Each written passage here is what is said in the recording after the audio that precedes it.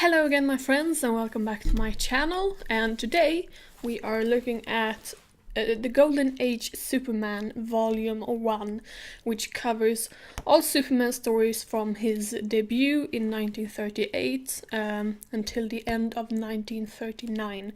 So it's almost 2 years of material in here. And as I've talked about in my other reviews for Golden Age DC Comics, the storytelling of comics at this time was not very sophisticated, but I think there's still a lot of entertainment to be had from these stories, and they are especially interesting if you want to explore the history of superheroes, because this is pretty much where it starts.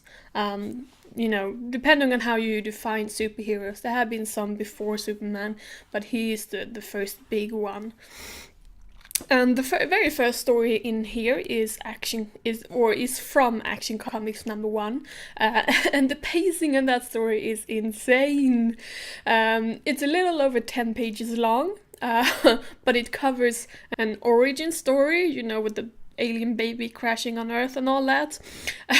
And it has Superman fighting like 3 different villains. So, what? But it was pretty fun, I must admit. And if you followed my channel for a while now, you have probably seen that I have been reading the other stories published by DC Comics, in the 30s. In Action Comics and Adventure Comics and all that. And they have ranged from pretty fun to pretty boring, basically. But I'm very happy to have read all of them because they give me a much deeper understanding and context for the impact that Superman had at the time. Me describing his stories might make them sound pretty ridiculous, and they kind of are, but if you compare them to the other materials in Action Comics and Adventure Comics and all that, they are pretty fantastic, honestly. They do really stand out compared to the other stories at the time. I think one sort of major difference, or one way in which Superman stands out, is that he uses his superpowers much more than other superheroes at the time. I think the only one that comes close is Satara, Master Magician, who debuts in the same issue as Superman.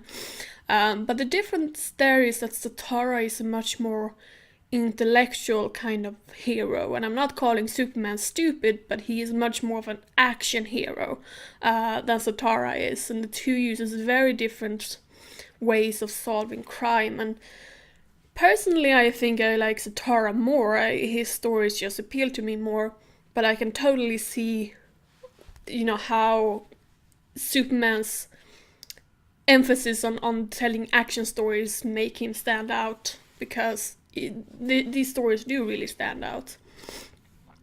Another thing that struck me is what a freaking bitch Lois Lane is. Seriously, she treats Clark Kent so bad, but she fawns over Superman, which we still see that kind of today, how she is attracted to Superman and she's sort of blind to Clark Kent's character.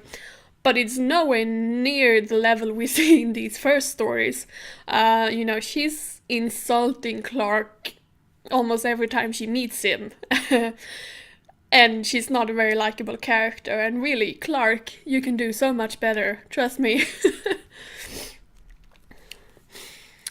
We also get to see what is, as far as I'm aware, the very first supervillain, who is called Ultra Humanite. And the short explanation to him is that he's basically an evil version of Charles Xavier from X-Men. That's pretty much it, he has telepathic abilities and all that.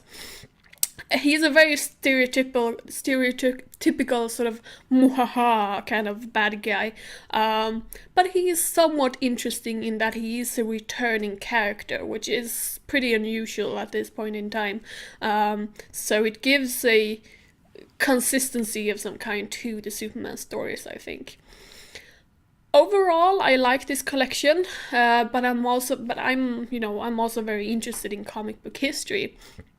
Whether or not you are interested in reading Golden Age Superman, that is entirely up to you.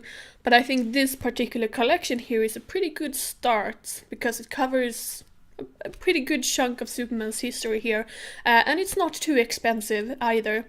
If nothing else, if you don't want to read this whole collection here, I think you should at least look up the very first story of Superman, which is included in Action Comics #1, and look up Superman #1, which is the beginning of a later comic line, because stories in Superman #1 expands on the events in Action Comics #1.